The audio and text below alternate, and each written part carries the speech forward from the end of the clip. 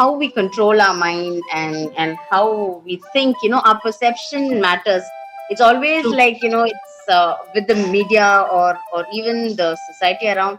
There's always a scarcity mindset which gets installed, through various mediums. I would say, you might not get this, you are not able to eat this, you shouldn't be eating this, you can't, when you grow older and when your sugar levels shoot up. That's also something that I've heard a lot of people say.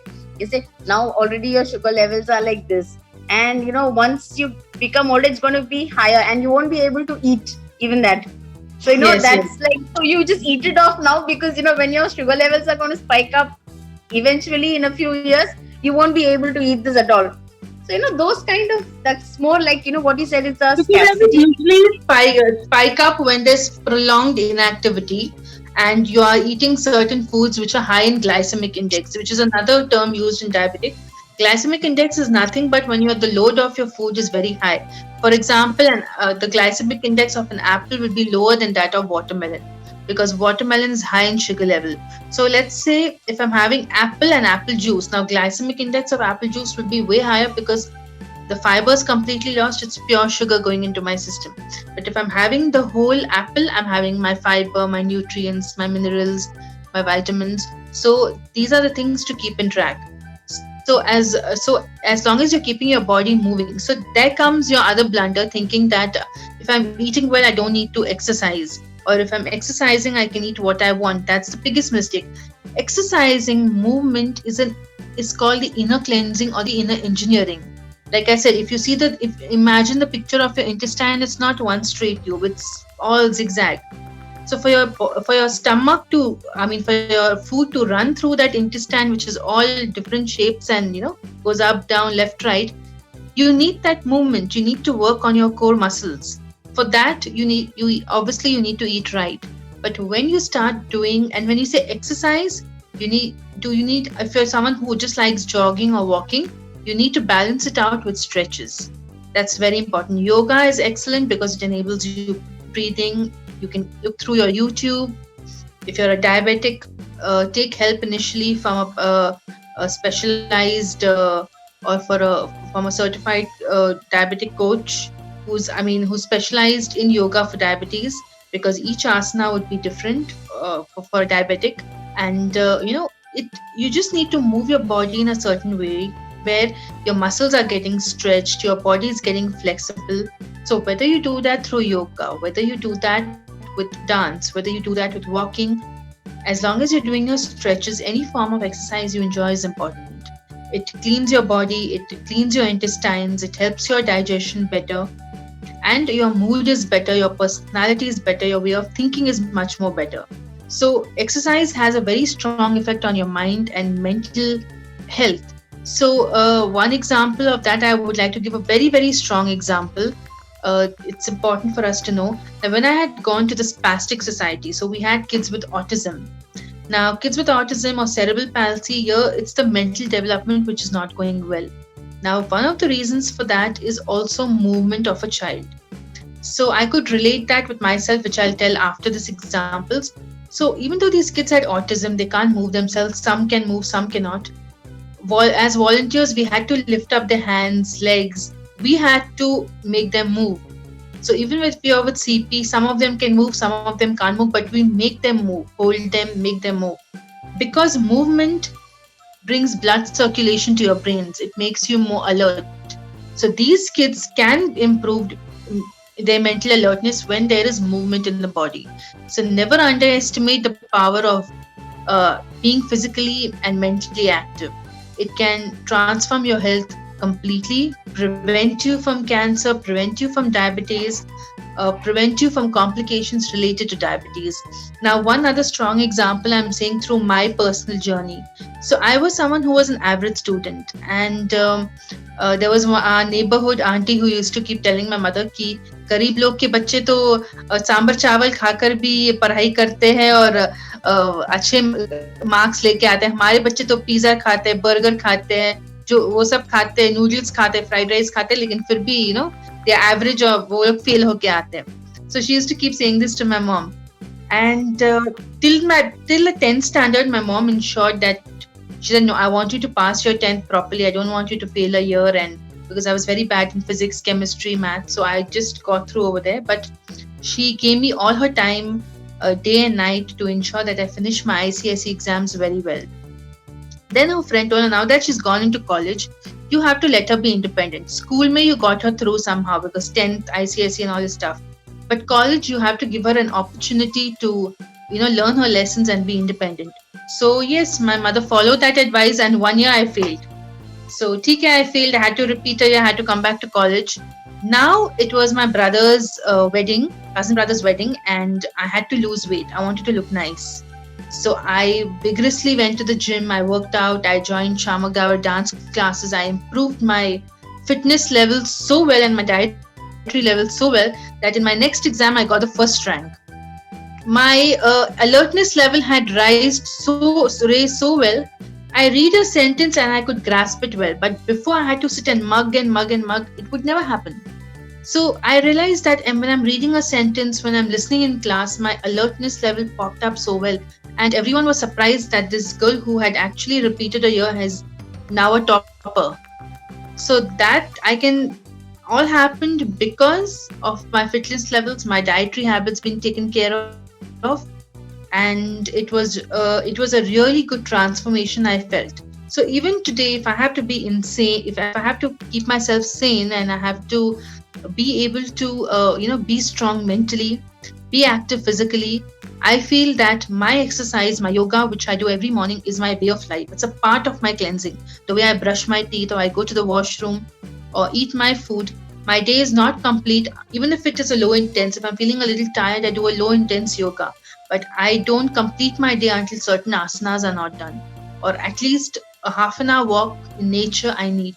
So this is a part of a daily regime. It's more of a mental thing than a physical thing. And many adults who have lived beyond 80, who are in the 90s, or even today 102 or 103, they tell you one thing: do not stop moving. Don't take things too personally and define yourself by external circumstances. You're only putting poison in your soul. Keep that half an hour, 1 hour to yourself, in spite of all the shit that's happening in the world. Exercise, work on your blood circulation, and you will live very well. You will live longer. You will prevent cancer. You will prevent age-related health problems. You will prevent osteoporosis. And I can see those examples in certain members I know, which are 70, 80, 90, and even 100, who are very well. Yeah, that's very important information that we'll have to know. And when you were talking, I was reminded of my great grandma. She lived for 106 years, and she lived for 106 years, 6 years, and she lived with us. She was in our house from when I was born, so she was with me throughout till her end days. And whatever you say now, it resonates to me. How she lived; it was her way of life. And this movement, I think it's so important, because she always, the moment she'll sit and then she'll say, oh, I have to move. So she was mobile till the end of her life. And she'll walk 5 minutes, and then she'll come and sit. And even the food that you were talking, she enjoyed food.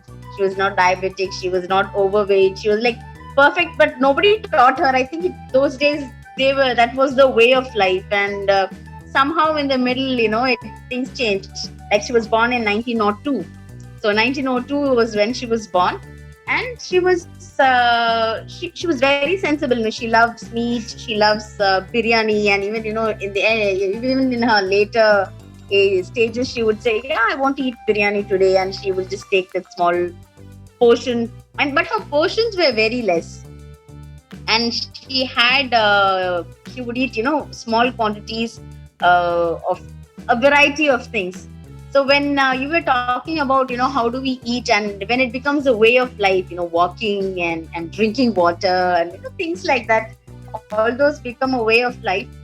And I could quickly resonate with her, how she lived.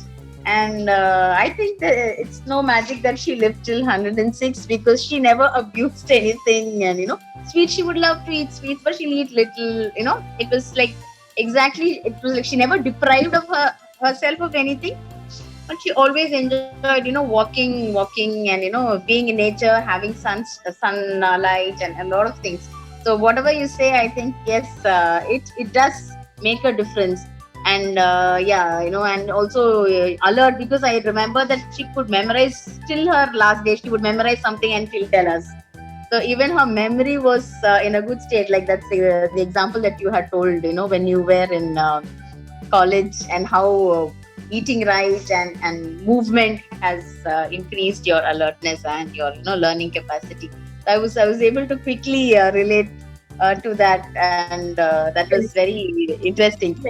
So it's about, even when parents raise their children, keeping exercise, keeping getting up in the morning, and these habits, so that when the child reaches puberties, because this is a very essential age, that's when you have so much of confusion when you are you're a child as well as an adult. You're in that stage. So at this point of time, exercise plays an important role in your sense of reasoning, because teenagers can fall into peer pressure and bad habits very easily. So building their immunity from a very young age is very important. Because I know my doctor who's about 80 years old, and he can do a salsa dance so well. And even if when you go to the clinic, he's a dentist actually, you'll never see him sitting down. He wants to always walk about. He says, I grow younger day by day. I'm sweet 16. And even in COVID, he's going to the clinic. He says, I cannot sit at home. I'll go mad. And he said, before time, I'm going to go up. So, and another thing is your level of calmness, the way your sense of humor, how you can convert this crazy situation. Someone's shouting at you or someone's acting funny, and you can actually laugh it out. So, that is the knack. This, true freedom is giving people the permission to misunderstand you. Whether that's your mother, whether that's your husband, whether that's your friend, a friend or a relative, you have to have a state of conscience which tells you what's right and wrong. And even this uncle who was about, he lived to 103. So when we had gone for his 100th birthday, we asked him, what is it that you don't eat, or what is the secret? And he and his family said, we have never seen him lose his cool. His state of calmness, nothing can break. That's very strong. He eats everything. He eats everything in limitation. And it's his way of life. Nothing is going to disturb me. You are doing something crazy, that's your problem. I mean, I'm an honest person. I'm doing my job. If that's bothering you, that's your problem. You need to deal with it. So, it's your state of mind. It's your mindfulness. When you're eating a meal, you're relishing the food and keeping the phone away. This is something which I have noticed has made a huge difference. Just keep that phone, preferably if you can avoid keeping it in the living room. But if you have to keep it in the living room for an emergency call, keep it a little far away from you.